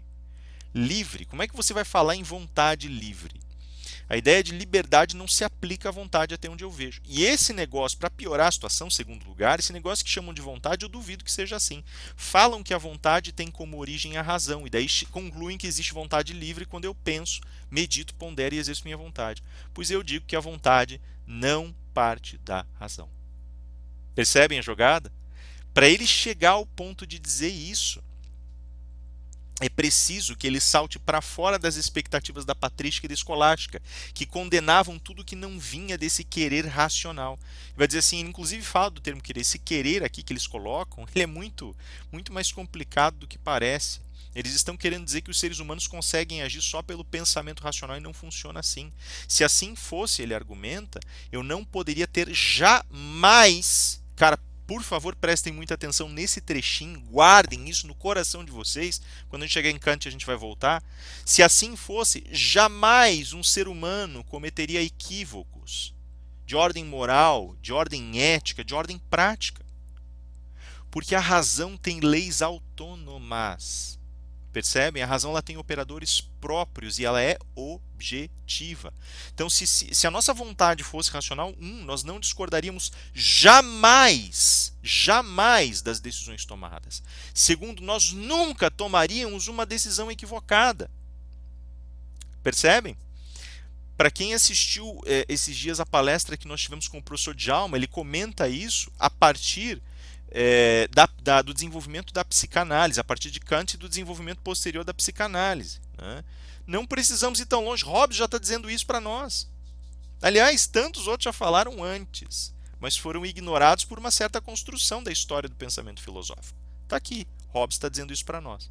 E ele vai dizer assim, se quer entender mesmo como o ser humano funciona, esquece esse negócio. Primeira coisa que você tem que olhar é exatamente quais são os fundamentos específicos que definem a vida do ser humano. E a grande questão, e ele vai revisitar aqui em certa medida o desenho epicureu, então por que eu falei do epicurismo? Para chegar aqui, tá? Ele vai dizer para nós o seguinte, olha, essas paixões, né, isso que a gente chama de paixões, são os elementos que vão permitir o impulso, o funcionamento do ser humano. Mas como é que operam essas paixões? Veja, uma paixão ela nasce especificamente por conta de um conjuntinho de operadores que a gente tem dentro do ser humano e que vão permitir, dentro aspas aqui, né, mas que a gente tem no ser humano e que vão permitir ao ser humano criar sentido para as suas ações. E a primeira coisa que ele vai dizer assim, ó, o ser humano ele tem como reação inicial a certas coisas duas possibilidades centrais, apetite, que é o chamado desejo, né, e a aversão. Ele vai olhar para uma coisa, ele quer chegar perto ou quer se afastar. O que Epicuro falava mesmo a respeito disso? Que ou eu tenho, né, ou as coisas me agradam e eu quero chegar perto delas, ou elas me desagradam e eu quero sair de perto delas. E aí o Epicuro dizia lá atrás para nós, quando eu me aproximo de coisas que me desagradam, dor, quando eu me aproximo de coisas que me agradam, prazer. Né? Quando me afasto de coisas que me dão, né, que me alegram, dor. Percebem? Então o que ele está dizendo aqui? Existe apetite e existe aversão. Né? O apetite e a aversão são coordenações fortes, sólidas, que existem no âmago das relações humanas. Né? Veja que isso não é racional. Pode ser racional, por exemplo, o caminho que eu vou fazer para atingir, para satisfazer meus desejos, ou o caminho que eu vou fazer para evitar os danos que uma aversão possa me causar, as dores que uma aversão possa me causar. E aí vem o segundo momento, justamente, né, que vai dizer simplesmente o seguinte: quando eu consigo alcançar as coisas que eu desejo, quando consigo me afastar das coisas que me trazem aversão, aliás, quando eu consigo me aproximar das coisas que desejo, prazer, né? Quando eu não consigo, ou quando eu não consigo o que eu quero, quando eu me aproximo de coisas que me causam, né, aversão, às quais eu sou avesso, dor. Né? Então, de novo, redesenhando aqui Epicuro. Prazer e dor, ele vai dizer, são reações que são internas do ser humano. Prazer e dor estão aqui, ó. Sim? Veja que interessante, o discurso contemporâneo, o discurso estoico, cristão, mas principalmente o discurso estoico, né, contemporâneos, eles falam o seguinte: você passar por certas circunstâncias na vida pode ser inevitável, mas a tua resposta a esses eventos, essa é opcional. Né? Posso dizer assim, olha, eu vou sentir dores, por exemplo, quando eu atravessar sofrimentos, e é inevitável. Né? Agora, esse terceiro estágio que entra agora, esse é opcional. Né? O que acontece? A reação externa vem justamente porque quando eu tenho aquilo que me dá prazer, sinto um negócio chamado externo, um negócio chamado alegria. Quando, ao contrário, tem a coisa que me causa dor, externo um negócio chamado pesar. Tá? Então aqui ele está elaborando aquela teoria epicureia, né? Está recuperando ela, entendendo que ela tem uma base profundamente experiencial. E assim, ele tem muita razão nesse sentido. Né? Porque o que ele está querendo enxergar? Né? O que ele está colocando, aliás, ele deixa isso textualmente escrito no Leviatã. Você não quer operar por esses elementos? Tudo bem, é uma opção sua. Só que você vai ter que fazer um esforço imenso para você se livrar dos seus desejos e das suas aversões. Você tem que fazer um esforço ativo para desconstruir isso em você. Né? Para mudar o que te causa prazer e o que te causa dor. Né? Para mudar os seus operadores internos. Né? E ele vai dizer mais, é natural que a gente tenha esses elementos. Esses elementos eles são inatos do ser humano, isso vem do comportamento natural do ser humano. São esses elementos que vão fazer com que nós tenhamos diferentes reações a diferentes coisas. Né? Então, o Rafael sente muito prazer, por exemplo, em arte pictórica. Eu sei que muitos de vocês gostam de pinturas também. Eu sou apaixonado por pinturas. Sou apaixonado por Jackson Pollock, por exemplo. Pergunta para o meu pai o que ele acha de Jackson Pollock, né? O que ele acha do experimentalismo do Mozart. Meu pai gosta de Mozart, mas gosta do Mozart clássico. Eu gosto do Mozart, né? Clássico aspas aqui, né? Porque ele é erudito romântico, que é bem diferente, né? Romântico erudito, perdão, é bem diferente. Mas do Mozart padrão, né, mais famosão. Eu gosto do Mozart experimentalista. Tem gente que odeia Chopin, eu gosto de Chopin. Acho maravilhoso, principalmente nas suas batidas revolucionárias. Tem gente que detesta, por exemplo, Arvo Pärt, eu gosto de Arvo Pärt. Tem gente que gosta, tem gente que gosta de quadrinho, tem gente que odeia quadrinho. Eu gosto de quadrinho, tem gente que odeia. Cada um na sua, né? É, gostos, né? A gente pode pegar inclusive coisas, questões contemporâneas. Tem gente que ama anime. Eu não sou fã de anime, não gosto. É gosto, puro gosto. Não quer dizer que seja ruim, mas quer dizer que eu não me afeiçoo. Não faz parte do meu círculo de desejos. Pode mudar? Pode. Eu posso fazer um esforço generoso para sentar e assistir anime, um depois do outro, até entender a batida e gostar. Posso. Mas eu vou ter que fazer um esforço ativo. Mas mais do que isso, né? Para eu não desejar mais, como queriam os escolásticos, eu vou ter que fazer um esforço monstruoso. Né? E ele é um esforço contra a própria natureza humana, que era, no final das contas, o propósito daquela filosofia. Né? E ele falou: ó, quer fazer? Faça. Vai gastar muita energia com isso. É só isso que ele está dizendo. Né? E mais do que isso, por que ele insiste nesse ponto? Porque a maioria das pessoas não vai fazer essa busca. Aliás, ele ainda pode colocar um contraponto se ele quiser, né? Dizendo: se você busca questões que te libertem dos teus desejos, é porque você deseja se libertar do desejo. Tá certo que é uma contradição linguística aqui, mas é que existe de fato algo em você que te dirige para outras possibilidades. E isso também faz parte da natureza humana, na leitura que ele faz. Tá? Veja, aqui eu fiz um rol, né, dessas paixões. O que ele vai dizer? Esses conectores eles não funcionam sozinhos, né? Então é difícil você operar esses conectores assim tão soltos. Eles geralmente vão se aplicar sobre determinadas situações, sobre objetos, a partir de certas atitudes do ser humano, ou sobre certas atitudes. E aí entra de volta em jogo a questão linguística que ele colocou. Né? Essa questão linguística ela cria basicamente uma estrutura sintática mínima. Então, por exemplo, né, se eu falo que eu tenho, que eu encontro, por exemplo, é, é, que eu deposito, por exemplo, de todo esse leque original, deixa eu pegar aqui uma, né, assim, só para ir montando a ordem com vocês.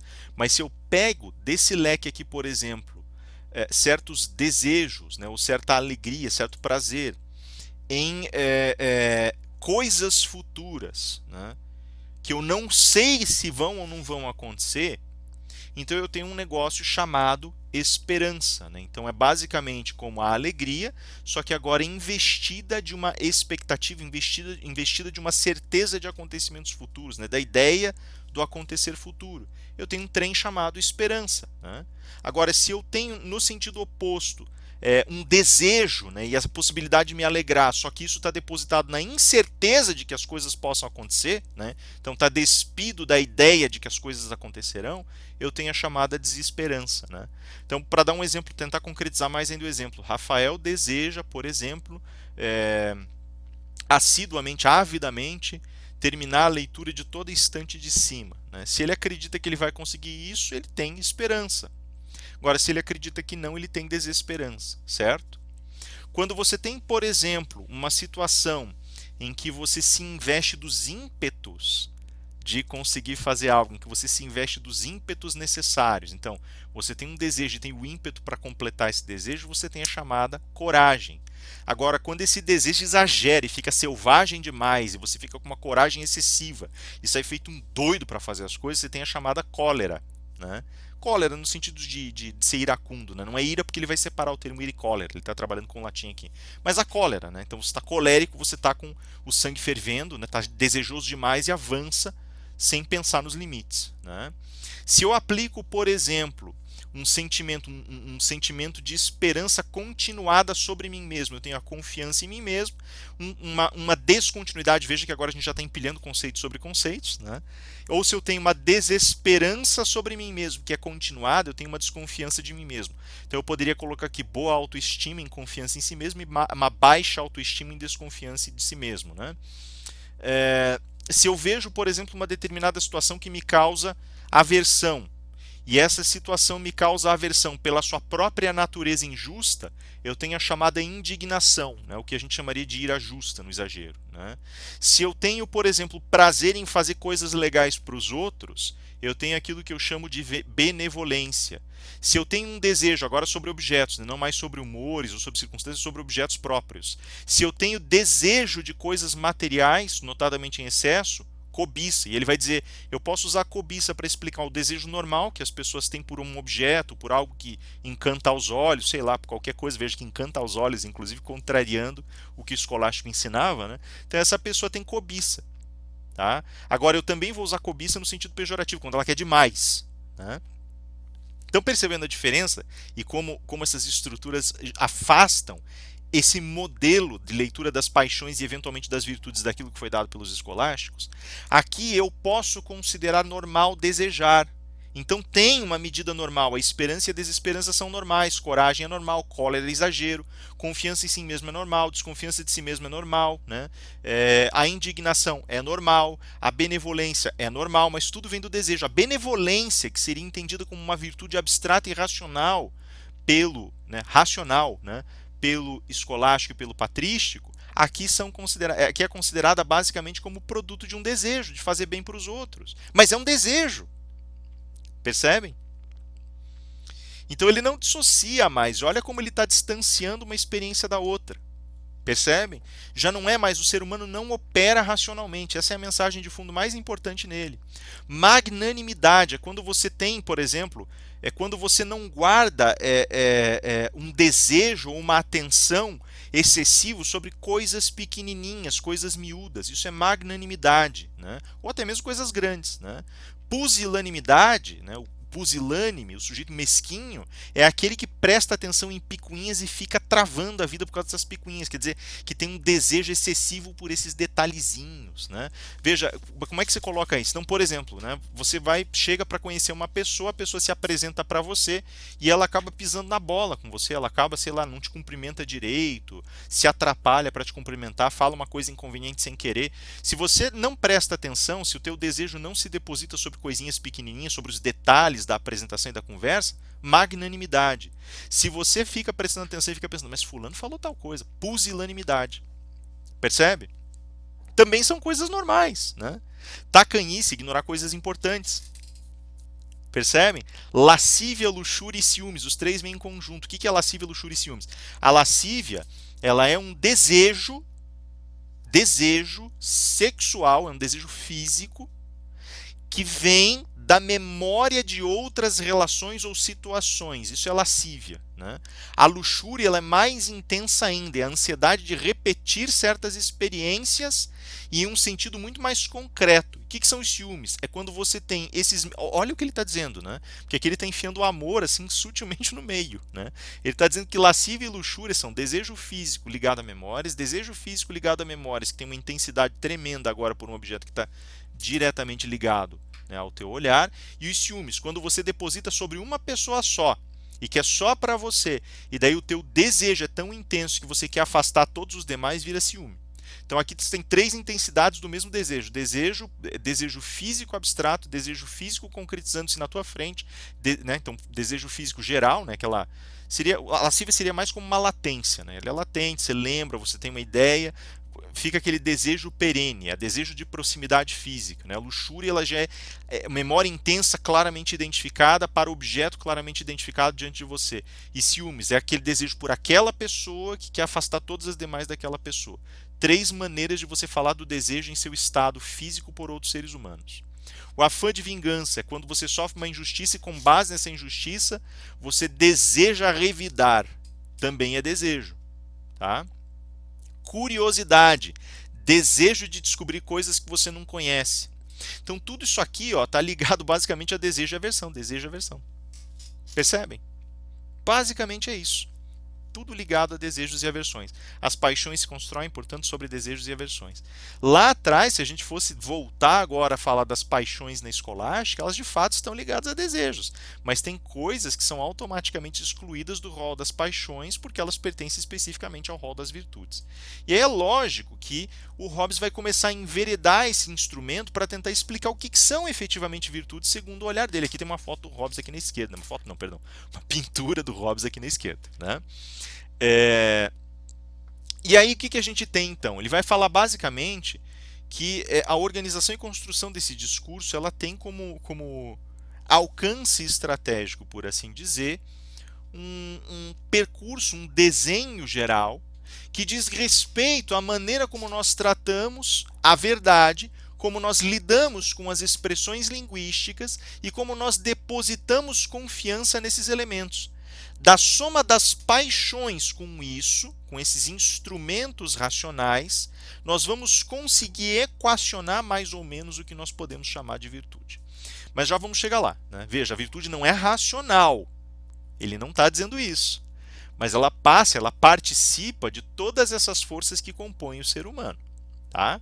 Então o que acontece? Primeiro ele vai dizer assim, isso é dos fundamentos da boa filosofia da linguagem, isso aqui vai ser repetido no final do século XIX e vai começar a virar um operador a partir do Russell e da escola britânica da filosofia da linguagem, mas aqui já é pontuado por ele. Vai dizer assim, verdade é uma coisa que a escolástica trata de forma muito abstrata, né? Então você tem verdade absoluta, você tem verdades que emanam de Deus, né? Portanto da ontologia em seu estado mais puro, e daí essas verdades elas têm evidentemente um repositório que emerge e se manifesta na linguagem, né? Ele vai dizer assim, não é bem assim, se a gente for levar em consideração como traços empíricos, a verdade ela é um atributo do discurso. Uma coisa que é dita por alguém pode ser verdadeira ou falsa e esse é o limite da linguagem. Isso só vai ser reaproveitado em Russell, em que ele vai dizer assim, a verdade ela pode existir enquanto conceito abstrato, mas isola porque ela não nos interessa. O que é apreensível por uma boa filosofia da linguagem é aquilo que chamamos valor-verdade. Valor-verdade é a atribuição de um valor verdadeiro ou falso para uma determinada proposição, né, para algo que se diga. Então, assim, o que ele está colocando aqui é a antecipação da teoria do valor-verdade, né, verdade como atributo do discurso. Ele fala, ó, já que está interiorizado, isso significa também que existe no ser humano uma aptidão que envolve poder falar de alguma coisa se é verdadeira ou falsa, de alguma sentença, de alguma observação se é verdadeira ou falsa. Né? E essa observação ela vai ser feita na medida em que eu escute o que alguém diz ou leia o que alguém escreveu e vá fazer a verificação por conta própria para poder definir se aquilo está correto ou incorreto, se é verdadeiro ou se é falso. Né? Então ele fala basicamente que isso é essencial para que a gente possa desconstruir certos vícios que foram formados no sentido específico da produção do conhecimento. Ele vai dizer assim, olha, tem certas situações, por exemplo, em que você vai pegar, né, ele fala, por exemplo, que a crença ela tem um papel muito importante nisso. Porque assim como uma sentença determinada pode ser verdadeira ou falsa, eu também posso, sem verificar, eu posso sair do terreno da construção científica, da percepção científica, e posso dar alguns passos para trás, alcançando o terreno da mera opinião. Isso também é humano, faz parte da experiência humana. E ele vai dizer assim, nesse momento, nesse lugar, eu opero dentro daquilo que eu chamo de crença. Né? A crença ela vai envolver, basicamente crença aqui é um termo derivado para a ideia de fé. Né? O Hobbes ele vai dizer assim, fé é um termo um pouco mais complexo da gente entender porque ela confunde aqui algumas noções muito distintas. Né? Então tem a ideia da fé em Deus, por exemplo, né?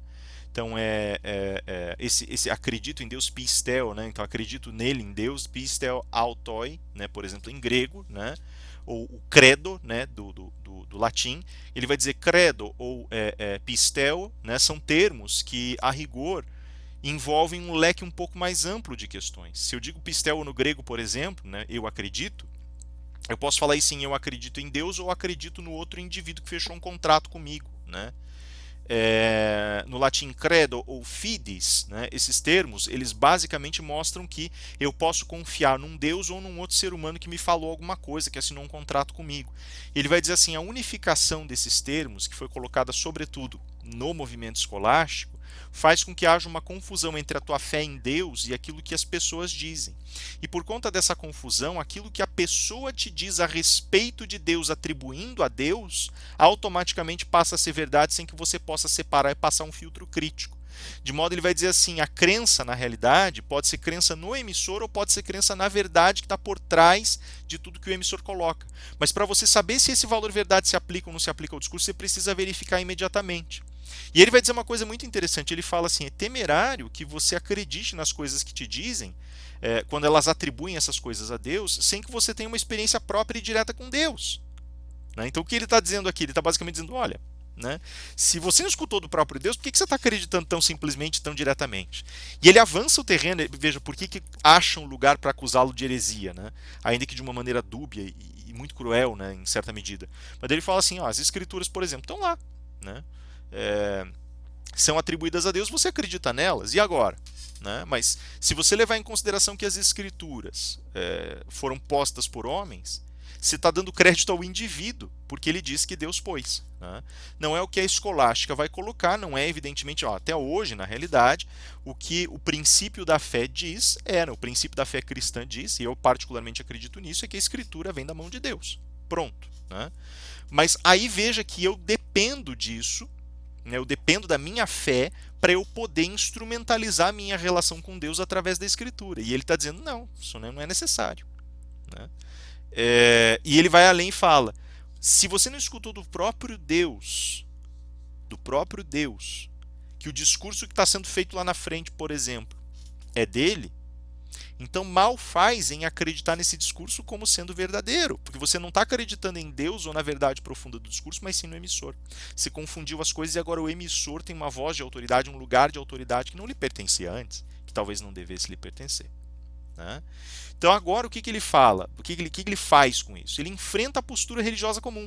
Então se a gente for parar para pensar, de fato, ali existe um terreno muito prolífico para quem quer acusá-lo de heresia, dizer, olha, cara, você está basicamente dizendo que a escritura não é divina, você está basicamente dizendo que a gente está aqui falando pela nossa própria raiz potestativa. Né? E aí começa uma briga ao redor disso e evidentemente ele acaba na queda de braço sofrendo. Né? E o moralismo cristão do período, aliado àquele progressismo do parlamentarismo, da formação do parlamento britânico, vão evidentemente empurrá-lo para fora.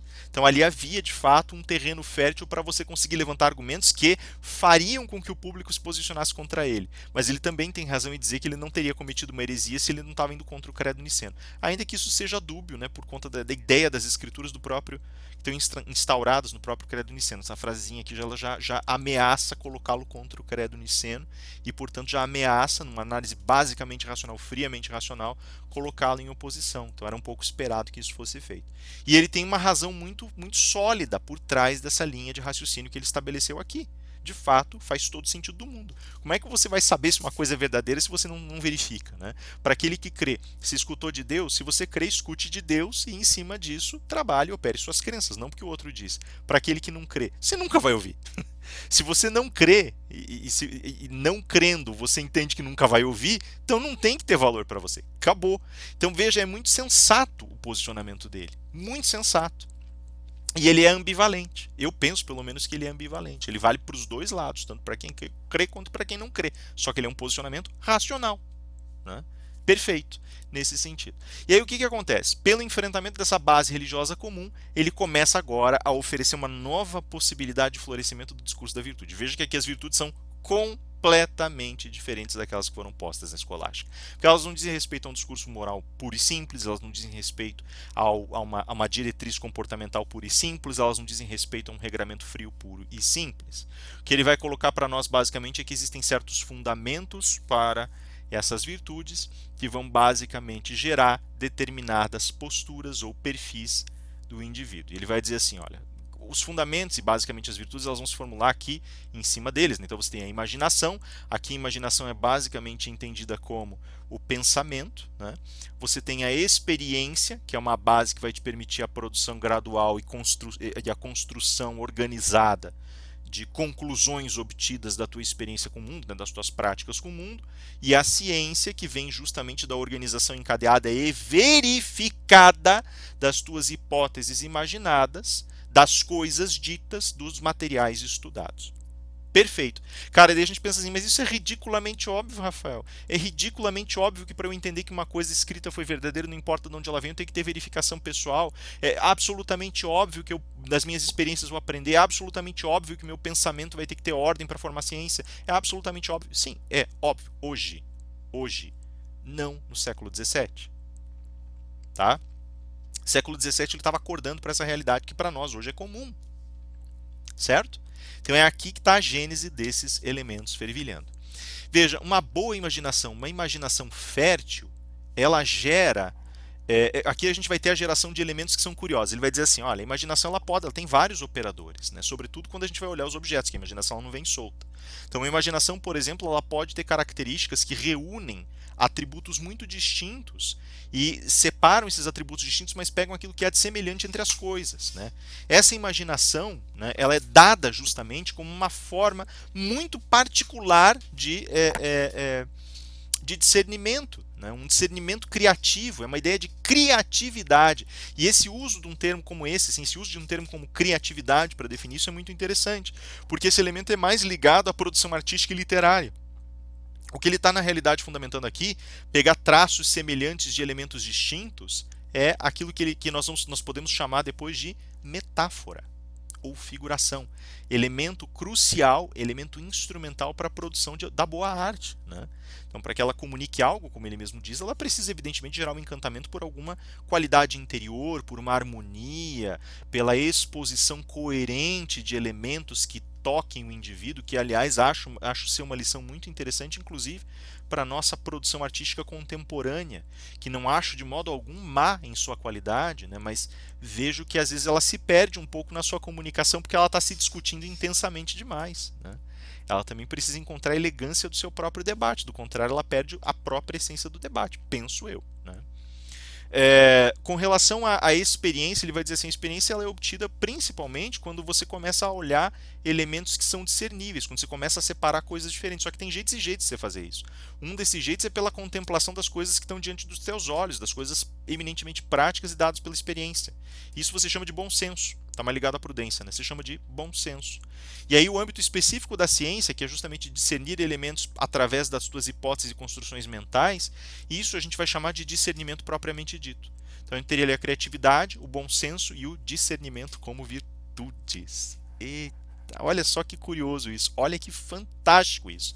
O que eram virtudes para a escolástica? Prudência, sabedoria, fortitude, justiça. O que são virtudes para Hobbes? Criatividade. Olha que fantástico isso. Criatividade, bom senso, discernimento. Olha que são mundos à parte, tirando prudência e sabedoria, que são entendidas de forma radicalmente diferente, porque emanam de Deus, portanto, de uma essência, da essência da essência, da essência em seu estado mais puro. Aqui elas emanam do bom uso da razão. Percebe a jogada do bom uso da linguagem, da interação lúcida com o mundo. E cada virtude dessas tem, ele não chama de vício, isso é muito engraçado, ele chama e seu oposto, mas é vício, né? Eu posso falar que, por exemplo, existe uma insensatez em contraposição à criatividade, uma ignorância, né, uma falta de bom senso, né, em relação ao bom senso, e em relação à falta de discernimento nós temos aquilo que nós chamamos de loucura, certo? Então, por exemplo, o sujeito vai lá e me faz um papelão ao invés de me fazer um belo espetáculo teatral, né? Uma coisa que ninguém gosta, que ninguém consegue palatar. Isso é insensato, absolutamente insensato, né? O indivíduo que não consegue fazer discernimento nas suas boas experiências e não tem bom senso, né? Falta-lhe bom senso, certamente ignora detalhes, né? E o indivíduo que não tem ciência das coisas, que não explora cientificamente com filtros racionais, é louco. E ainda fala assim, isso é interessante porque as culturas clássicas conheciam a noção de loucura. Ele vai começar a falar, por exemplo, que entre os gregos, né, quando a gente tem certas reações, notadamente o medo irracional, né, uma paixão, quando a gente tem, portanto, o que é o medo irracional? Voltando lá na velha estrutura, né? Medo irracional é aversão a algo que se conhece. O que é, voltando de novo à velha estrutura das paixões, né? O que é, por exemplo, o temor, o pânico, né? Ele fala o pânico é o medo irracional de um objeto que você não conhece. Ele fala, e mais engraçado é isso, ele ainda difere desse desconhecido total e absoluto, e justamente deu o termo pânico, né? Porque é pan que vem e gera o pânico. Ele fala pan, quando derrama o pânico sobre as pessoas, ele faz com que grupos inteiros, coletividades inteiras entrem em estado histérico, pânico, né? Então temor, pânico, que é de todo mundo, é grupal. E ele vai dizer assim, você presume que o teu companheiro sabe por que ele está com medo, mas você mesmo não sabe. E ele, a mesma coisa com você, né? Então assim, ninguém sabe por que está com medo, mas todo mundo acha que o seu próximo sabe, né? E por isso vai na onda. Olha que sensibilidade isso, porque ele já está pensando naquilo que o Durkheim lá na frente vai chamar de comportamento de horda, pelo menos em uma medida limitada aqui, né? E ele vai dizer assim, olha, a loucura ela vai indo mais além. Ele fala assim, entre os gregos, por exemplo, a loucura ela era entendida como possessão demoníaca, né?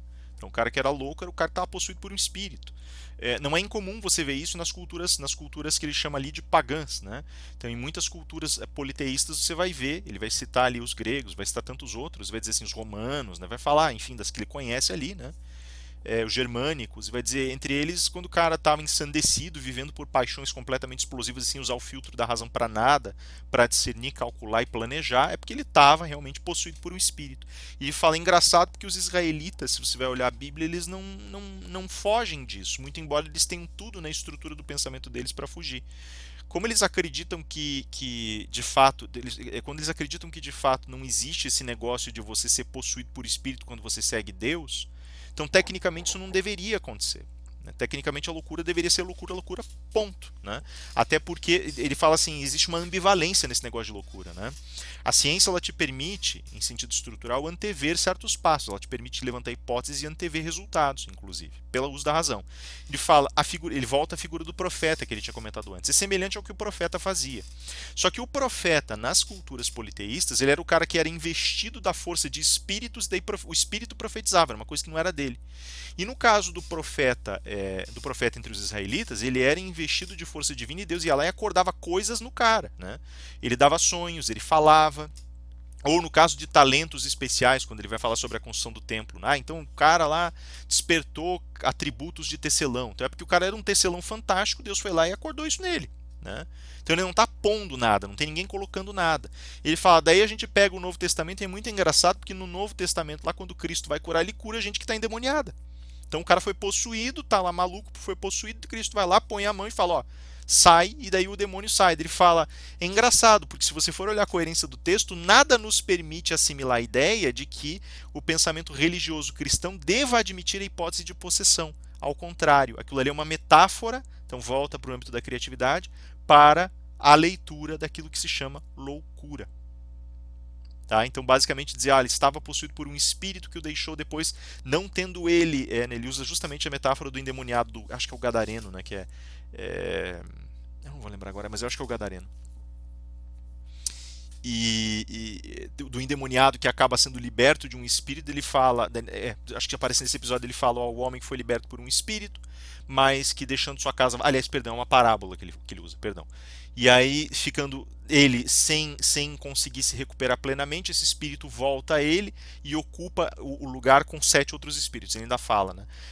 Vem o Salvador, deixa a casa limpa, prepara a casa, mas ficando ela vazia, aquele que antes a habitava retorna agora com mais 7 e fica pior ainda do que estava a situação antes. Ou seja, ele foi liberto, aí como ele não fez nada, né, a interpretação religiosa, como ele não fez nada para se alimentar do espírito, ele ficou vazio naquele espaço, não tinha propósito ou sentido, caiu nos vícios de volta, e os 7, aquele demônio volta com mais 7, agora os 8 possuem, e fica tudo pior ainda. Ele fala, nada no texto nos autoriza, ele usa esse termo, a interpretar essa passagem como sendo uma passagem em que Cristo teria realmente libertado esse homem de um demônio. Tudo nos faz crer, segundo a coerência textual das Escrituras, que ele libertou esse cara da loucura, e aí chamou-se demon, né, de loucura. Ele foi liberto da loucura e não tendo feito esforço suficiente para se livrar, e o termo que ele usa é muito interessante, de seus maus desejos, acaba sendo habitado muito mais pesadamente por todos eles, porque não fez força para se livrar dos seus vícios, foi habitado muito mais pesadamente por muito mais vícios no final das contas. Fala, então é loucura e acabou-se, não adianta querer dizer o contrário. Você tem 3 virtudes aqui, 3 vícios. 3 virtudes, criatividade, bom senso, discernimento, 3 vícios, insensatez, ignorância, loucura. Tá? E aí ele constrói essa relação aqui, dizendo, olha, tá aí a virtude e o vício. Ela é uma forma de você se relacionar com seus desejos? De certa maneira, sim, ela é. Mas ela não é... Veja que ele é muito expressivo nesse sentido. A razão ela não é uma força de emancipação do desejo, não é uma que vai varrer o desejo para fora de você, porque ele é natural a você. Sem ele você não faz nada. Tá? Então ele já está antecipando a teoria da libido. Né? Ele fala assim, sem desejo você não faz porcaria nenhuma, você não se mexe, você é uma planta, não adianta. Né? Mas... se você puxar a ideia do desejo e conduzir o desejo racionalmente, você não vai ser colérico pelo mundo, não vai sair com ódio dos outros, você não vai querer esganar os outros, você não vai sair sem planejar as coisas, se acidentando no processo, não vai agir como um homem enlouquecido que não tem discernimento nem controle sobre as palavras que diz ou sobre as coisas que faz, né? É muito, muito curioso isso. Não vai agir com falta de bom senso se fizer uma análise coerente da situação, né?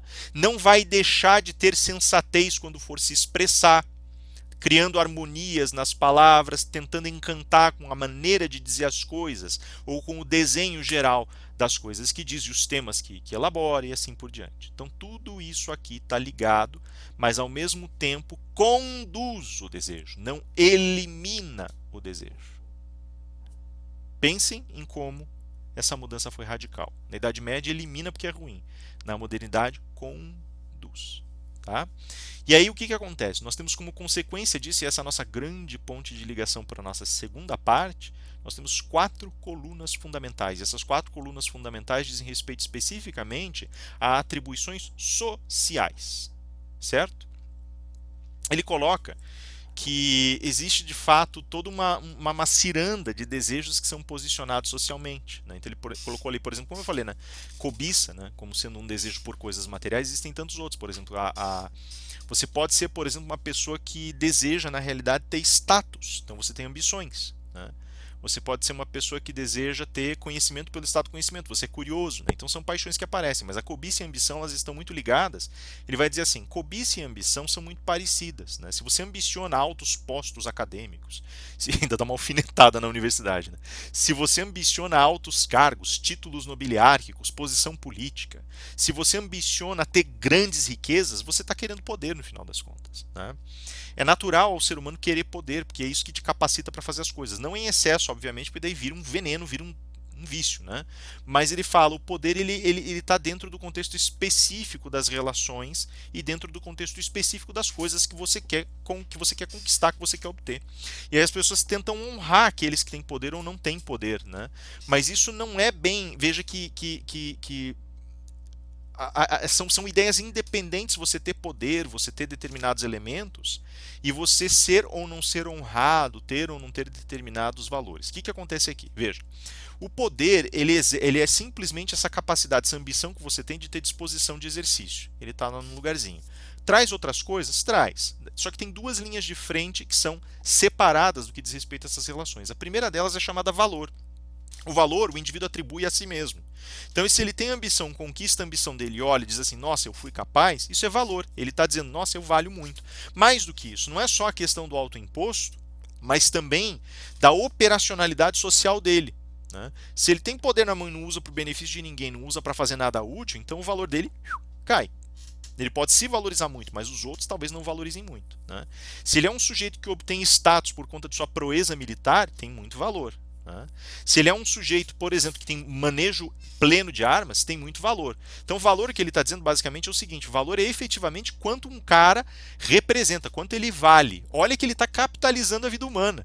Então ele fala, isso aqui é o capital que o cara representa, é o capital humano que o cara representa. Se o cara sabe um monte de coisa, ele é interessante para mim porque eu posso usar as coisas que ele sabe. Se o cara sabe manejar arma, o cara é um guerreiro bom, eu quero ele do meu lado. Se o cara tem poder e pode fazer as coisas, ele é bom, cara, eu quero ele do meu lado, né? Agora, se ele não age de acordo, se ele não consegue agir, se ele não tem consciência, não tem força, não sabe fazer, aí o valor dele cai, né? Esse é um lugar. E existe um segundo lugar, chamado dignidade ou honra. Esse segundo lugar não tem nada a ver com o primeiro, não é o valor social que esse cara tem, coisa que estava misturada lá nos gregos, valor e honra aqui está separado. Ele vai dizer assim, o cara vai ter mais honra, mais dignidade, se ele for mais respeitado pelos seus pares, não mais valorizado, mas mais respeitado pelos seus pares, e visto como um sujeito que se traja melhor de determinadas concepções, de determinadas cargas virtuosas. Esse cara realmente tem mais dignidade ou honra. Um sujeito que se dá o respeito e respeita os outros, né? A honra, basicamente, para ele é a moeda de troca empregada para quando você respeita. Ele vai dizer assim: quanto mais amor você der para alguém, mais você honra essa pessoa. Quanto menos, menos honra. Então ele dá um passo além e diz assim: a honra ela capitaliza em cima de outras coisas. Você vai honrar alguém se você fizer o seguinte: enxergando a posição desse indivíduo, for lá e oferecer por conta da posição dele presentes, agrados, se você falar com ele, elogiar o cara, se você mostrar para ele o lugar, não é puxar saco, né? Mas é se você mostrar para o indivíduo o lugar que lhe pertence. Você honra o indivíduo quando você dá a ele o que lhe cabe. Perceberam? Você honra o indivíduo quando você dá a ele o que lhe cabe. Volta lá em Platão. O que eu falava lá atrás? Justiça, dikaios e timós, termos intercambiáveis, honra e justiça intercambiáveis. Está aqui, ó. Perceberam? Ele não falou em justiça, ele só falou agora em honra. Mas eu honro alguém quando eu dou a esse alguém o que lhe cabe. Então ele pegou aquela virtude lá e colocou aqui, ó. Aquela virtude de justiça e colocou aqui. Falou, isso aqui é na realidade uma relação social, não tem nada de virtude, homem injusto, isso aqui é bobagem. Erro de linguagem. Tem honra. E ele é mais honrado se as pessoas forem lá e entenderem quem ele é e respeitarem quem ele é e beneficiarem, presentearem, elogiarem de acordo com o que ele é. Percebem? Agora, se eles forem lá e denegrirem o sujeito, sendo que ele é mais do que aquilo que está sendo atribuído a eles, forem lá e caluniarem o cara, por exemplo, aí desonraram. Certo? Honrar significa tratar como merece ser tratado. Dar o que lhe pertence. Perceberam a jogada? Veja que ele também mudou um pouco a definição. Não é dar a cada um que é seu.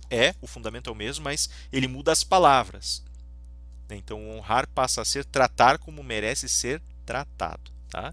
E por fim tem a excelência. Essa diz respeito a essas virtudes anteriores na sua carga mais profunda e legítima.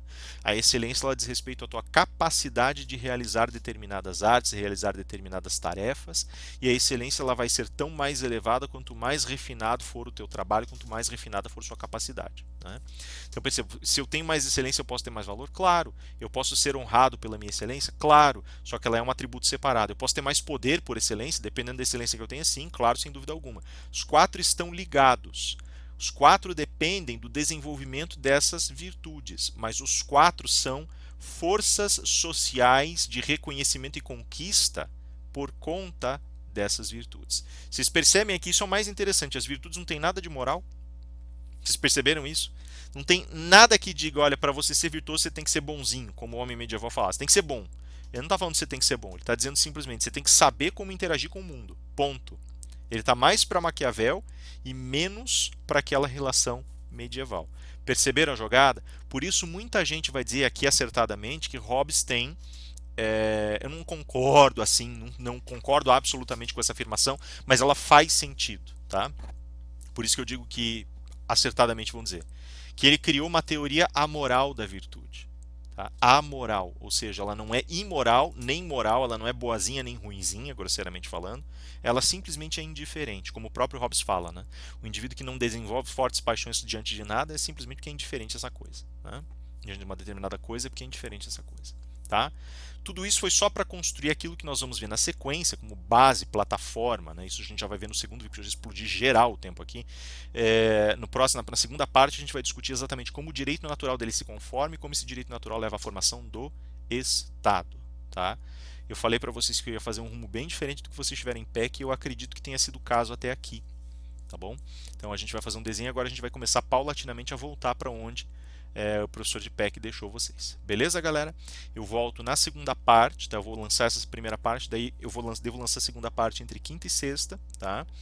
E daí a gente faz a reunião disso, eu faço um resuminho no final da segunda parte. Só me perdoem porque realmente essa semana vai ter bastante matéria, porque eu quero entrar nesses detalhes para que a gente desfaça as más interpretações de Hobbes, beleza?